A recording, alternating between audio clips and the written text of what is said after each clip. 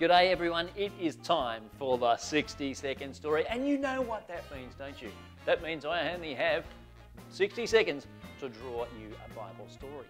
Now this is a special Bible story. Let's go back to the first book of the Bible, Genesis. This is a special guy, and you will find out more about him in just a moment. Let's start that clock right now. This guy's name was Abram, and he had a bit of a problem because God had promised that he would have a son, and from his son, he'd have a son, and a son's son, and a son's son's son, and have so many descendants. Wow, this really excited him. But the problem was he was 75 years old. And his wife, Sarai, who also became known as Sarah, was not far behind him in age.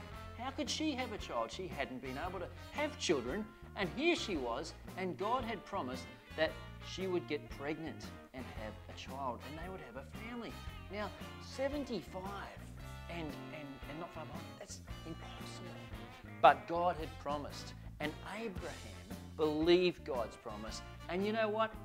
It happened, all right. Sarah became pregnant.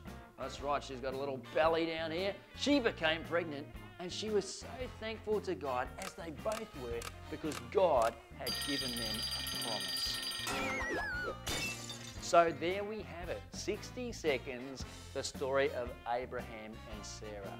They had a son named Isaac, and through Isaac, wow, there were so many people who were the Israelites. And from the Israelite families, thousands of years later, the greatest person ever born, Jesus, the Son of God.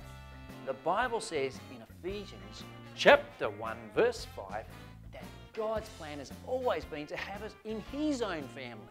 Families are very important, and this happens with Jesus' help, and it also gives God great pleasure.